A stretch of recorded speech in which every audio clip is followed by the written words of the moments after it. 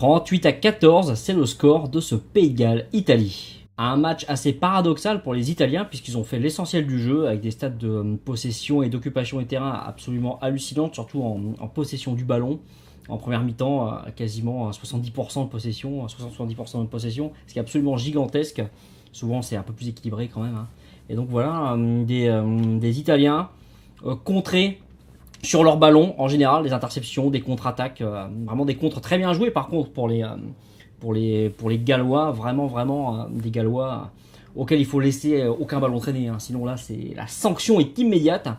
Et donc voilà, comme je le disais, des Gallois très bons sur ces ballons-là, mais qui n'ont pas vraiment fait le jeu. Finalement, les Italiens ont fait le jeu, et les Gallois s'imposent largement. Bonus offensif à la clé, 6 essais, si je dis pas de conneries. Vraiment des Gallois surprenants, dominés dans beaucoup de domaines. On n'est pas forcément habitué à ça. Les Italiens ont été dominateurs dans certains secteurs. Possession, occupation, des fautes, voilà, de part et d'autre. Mais comme un peu les Écossais dans le match qu'ils ont fait en Irlande, trop de déchets, trop de fautes, trop de mauvais choix au moment de conclure, notamment comme les Écossais, exactement comme en Irlande, et aussi du déchet un petit peu de technique, comme les Anglais au Stade de France, voilà, qui avaient perdu plein de touches, qui avaient pris plein de touches, pardon, aux Français. Donc c'était plutôt les Français qui avaient du déchet. Excusez-moi, voilà, le match je l'ai vu hier, donc bon, c'est pas tout à fait frais dans ma tête, même si je regarde les highlights, des résumés, bon, c'est pas comme voir le match en vrai. Et donc voilà, pour dire qu'il y a eu des déchets italiens, on va revenir au sujet. Les Italiens, voilà, pas mal de déchets qui les ont empêchés d'être compétitifs, finalement, en ayant autant dans la balle et si peu avancé. Problème de puissance, des mauvais choix, des ballons rendus, des ballons perdus, pas mal de ballons arrachés dans les rocks par les Gallois. Vraiment, pour les Italiens, sale affaire cet après-midi, sale affaire. Difficile pour construire ces Italiens qui gagnent si peu de matchs, C'est un vrai problème. À haut niveau, il faut savoir gagner des matchs de temps en temps, quitte à programmer des tournées, je sais pas, dans des pays de la deuxième division. Mais même là-bas, ils sont foutus de perdre, je crois qu'ils ont perdu au Samoa, etc. Enfin bon, bref, on va pas faire l'exégèse des mots du rugby italien dans cette émission. Il faudra des experts de la question et ça prendrait trop de temps. Mais voilà, c'est encore un match qui démontre ça. Encore un match qui nous parle de ça. Voilà, dur pour l'Italie. Le Pays de Galles, sans franchement briller, a éclaté l'Italie. Il y a quand même un gros différentiel au score. Et va donc recevoir la semaine prochaine la France dans son Principality, comme on dit de nos jours, Principality Stadium. La France peut-elle le faire chez ces Gallois-là?